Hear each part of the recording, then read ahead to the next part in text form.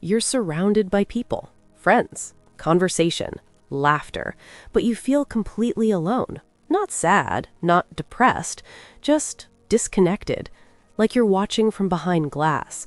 They're talking and you're nodding, but nothing's landing. The words feel empty. The connection feels fake. You're physically present, but mentally gone. This isn't social anxiety. This is the conversation gap, and your brain is operating on a frequency nobody else is tuned to. The brain processes conversation at different cognitive levels. Surface level, gossip, small talk, surface observations. Mid-level, ideas, opinions, problem solving. Deep level, philosophy, existence, meaning. Most people operate at surface to mid-level most of the time. If your brain is wired for deep-level processing, surface conversations feel like static. Your frequency doesn't match theirs. The sensory symptom. You can feel your brain searching for substance that isn't there. They're talking about weekend plans, and your mind is asking, but what's the point? They're discussing a TV show, and you're thinking, why does none of this matter? You're not being pretentious. Your prefrontal cortex is literally demanding deeper input and getting junk food instead. It's starving in a room full of empty calories. To fit in, you perform. You laugh at jokes that aren't funny, react to stories that don't interest you, engage with topics you don't care about. The anterior cingulate cortex handles social conformity and error detection. It's working overtime monitoring, am I responding appropriately? Do I seem engaged? Am I performing friendship correctly? This creates what's called social cognitive load. Your brain is using so much energy faking connection that it has nothing left for real connection. The physical sensation. Your face hurts from holding expressions. Your voice sounds fake in your own ears. There's tightness in your chest from suppressing what you actually want to say. You leave these interactions more tired than when you arrived, not because socializing drains introverts, because pretending drains everyone.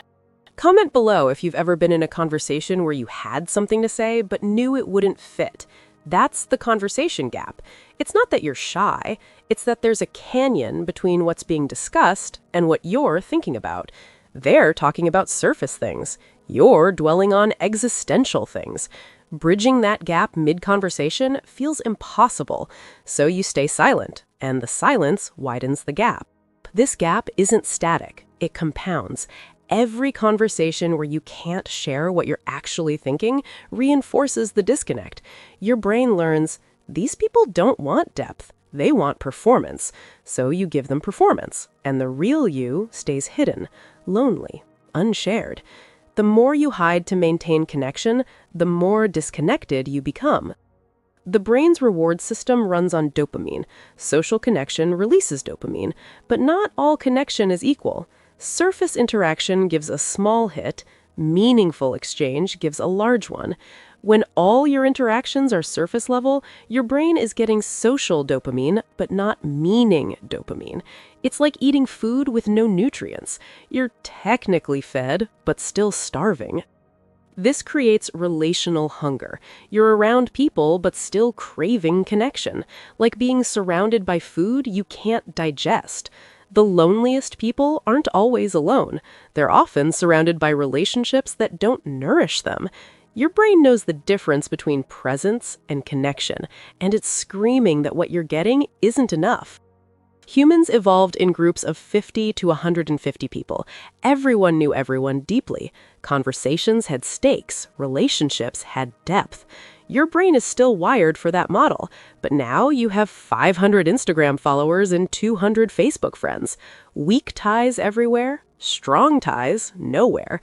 The brain's social processing centers, the temporal parietal junction and medial prefrontal cortex, evolved to handle deep bonds, not shallow networks. You can feel this mismatch physically, that hollow feeling after scrolling through social media, the emptiness after a party full of acquaintances. Your nervous system recognizes, I just spent energy on social behavior, but received no genuine connection in return. The transaction left you at a deficit. You traded attention and energy for nothing your brain actually values.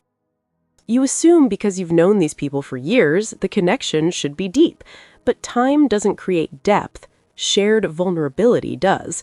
You can know someone for a decade and never have a real conversation, just repeated surface interactions that feel like friendship because they're familiar.